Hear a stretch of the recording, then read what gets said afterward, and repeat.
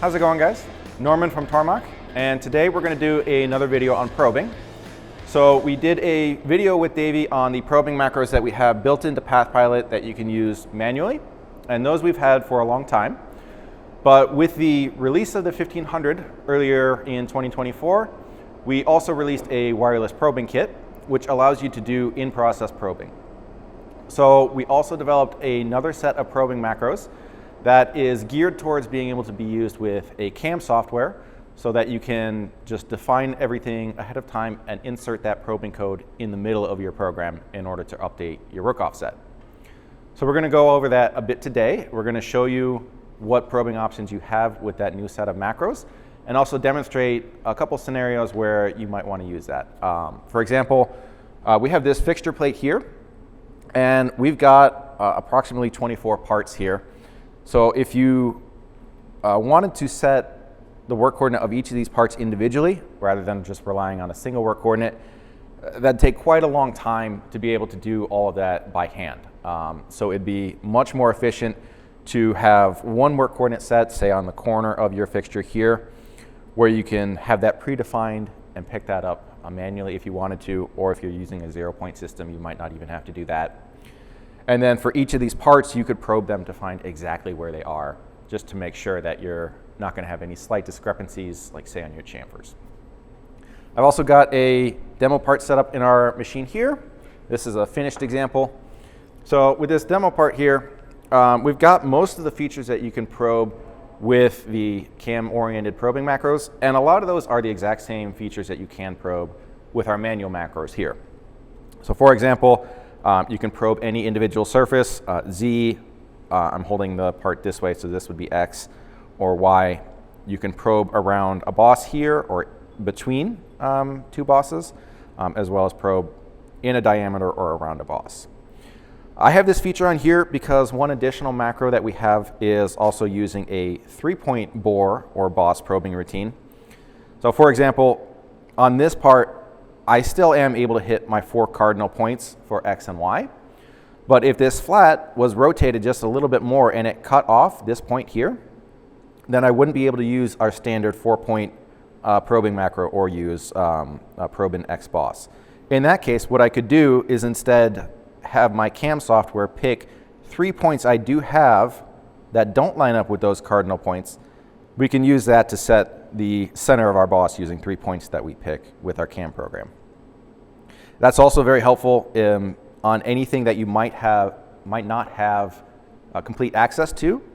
Say if you have a very large diameter part that is outside of the travel of your machine, but you have, say, a 30-degree area of that part that you can probe, you can still find where that center is, even though the majority of it is outside the work envelope of your machine. So this set of macros is intended to be as generic as possible for any software to be able to output the correct macros to use on any Tormach machine. I have Fusion pulled up here just as an example. So whatever CAM software you're using, all you need to be able to do in it is just specify which features on the part that you are wanting to probe. So for example, I have probing a top surface to set our Z-axis work offset, and then also X and Y, and we can specify the inside of our bore. This is using our standard 4-point macro. We can also do an X boss and Y boss, and then here we're doing our 3-point probing around this boss because we have a flat. Like I mentioned earlier, with this particular feature, we can also do our standard 4-point, but you would just select whichever is appropriate for your part. The macros themselves are also able to specify different heights for probing when you're doing bosses. So if your features aren't at the same plane, you can also modify that as well. So for information on how to set up all of our CAM-driven macros, we do have an article in our knowledge base that you can reference. So in here, I also added examples of how you're going to use it. So the macros themselves, you can use a certain work coordinate, such as G54, to specify all the pre-positioning. And then if you want to, you can specify a different work coordinate that you're actually going to set. So in example here, we're setting G55, even though we're going to position everything in G54 here. So we have a couple of examples to just elaborate on how you would use the macros, and then we have the details of each of them. For all of these macros, you need to specify a number of parameters before you call the macro in order to give it the information of where it needs to go, which work offset it's setting, and other information. And we have a table of those parameters you need to set here. And then you would just call the macro itself in your program. So for example, this is a program that I am setting our X and Y around the part, and then Z. So we're trying to find top center of the part. In this case, we are probing Z first. So we set a few of our parameters for the position to probe and which work offset we're setting, and then we actually call the macro here. And then we move on to our X and our Y. So we again specify our parameters and then call the macro for X, and then we do the exact same thing for Y. And then we have the rest of our program to actually start machining.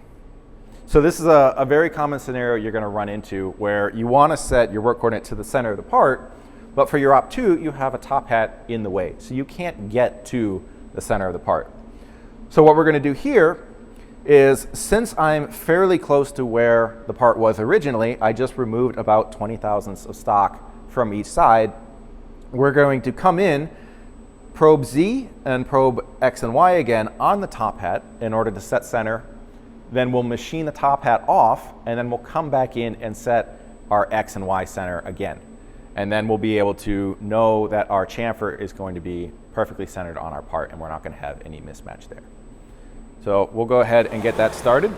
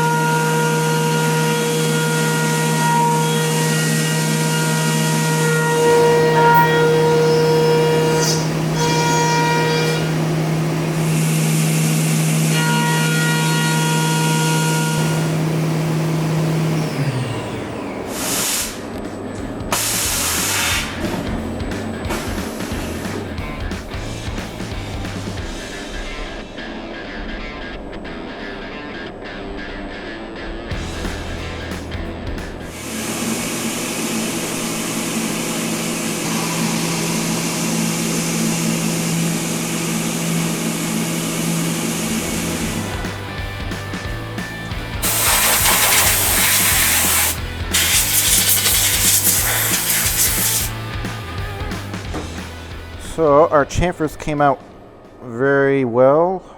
Everything's very even. Apparently I cut my stock a little bit too narrow though, so that didn't clean up on the sides. But our chamfers at least are exactly where we want them. So there's no mismatch from our work offset being slightly off. So I hope that's helpful. I hope it's a feature you guys use. If you have any questions on using the probing macros, feel free to give tech support at Tormach a call or send in a tech support ticket.